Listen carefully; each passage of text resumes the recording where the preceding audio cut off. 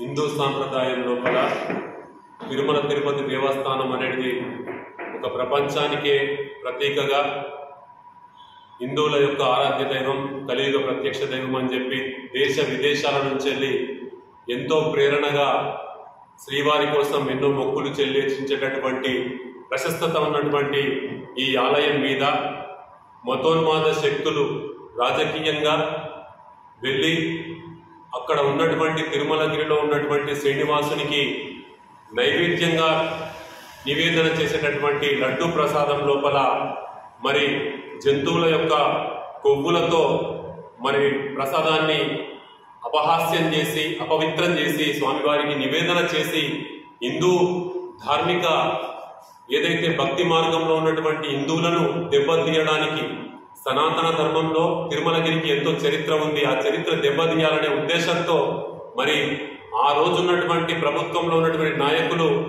తీసుకున్న నిర్ణయాలు చాలా దుర్భేద్యం.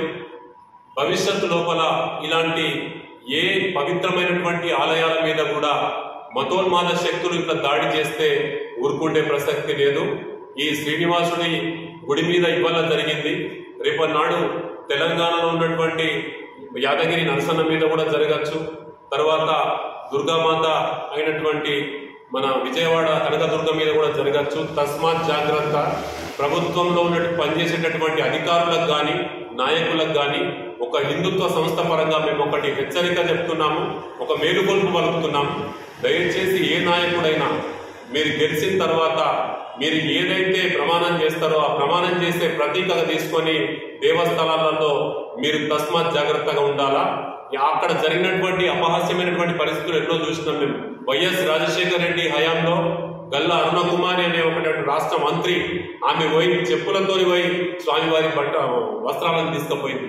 అదేవిధంగా మొన్నటికి మొన్న ధర్మారెడ్డి గారు వారి ఇంట్లో కుటుంబం వ్యక్తి చనిపోతే ఆ అపవిత్రం 12 రోజులు కాకముందే మరి గుడిలోకి వెళ్ళి అక్కడ ఆయన కార్యనిర్వహణ చేయడం జరిగింది.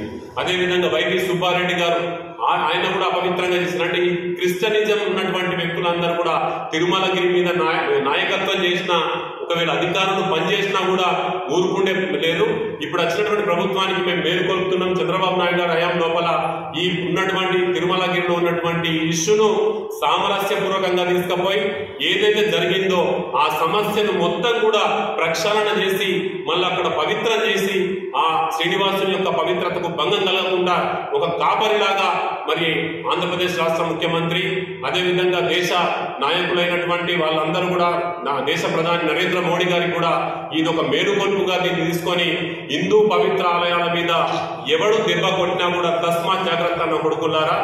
ఎవడైనా కూడా ఇలాంటి ప్రలోభాలు చేసి ఇలాంటి తప్పుడు కార్యక్రమాలు చేస్తే మీకు పుట్టగతులు ఉండకుండా ఓటు ద్వారా మీకు బుద్ధి చెప్పిండ్రు, అయినా సిగ్గు లేకుండా మీరు ఇలాంటివి చేస్తే చివరికి ఎవరికైతే ఇంతకుముందు తిరుమలగిరిని 3 కొండలు చేస్తానో ఆయనకి ఏ పరిస్థితి అయిందో అదే పరిస్థితి మీకు అవుతుందని చెప్పి మీ ద్వారా నేను ఈ కుహాన శక్తి నాయకులకు మాత్రం నేను హెచ్చరిక జారీ చేస్తున్నా.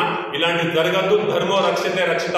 హిందూ ధర్మాన్ని కాపాడితే ప్రపంచం కాపాడుతాం కాబట్టి ప్రపంచాన్ని కోరుకునేది హిందువే, ఇంకా ఏ జాతి వాడు కూడా కోరుకోలేదు. నిర్భయంగా నేను ఒక హిందువుగా చెప్తున్నా కాబట్టి ఎవరైనా హిందువులందరూ కూడా నేను ఒక హెచ్చరిక జారీ చేస్తున్నా. దయచేసి ఏ ఆలయాల మీద అయినా కూడా ఎక్కడైనా కూడా మాట జారినా ఏదైనా తప్పుడు చేసినా కూడా ఐక్యమై హిందూ పరిరక్షణగా అందరం ఒక్కటైపోయి ఎదురుదాడి చేస్తే తప్ప ఈ దేశానికి ముప్పు వచ్చే పరిస్థితి ఉంది. కాబట్టి తస్మాత్ జాగ్రత్త. మనం అందరం కూడా ఇలా కన్ను తెరిచి ఈ దేశాన్ని మన ధర్మాన్ని కాపాడుకుందామని చెప్పి మీ ద్వారా నేను హిందూ సోదరులందరూ కూడా నేను తెలియజేస్తా ఉన్నాను.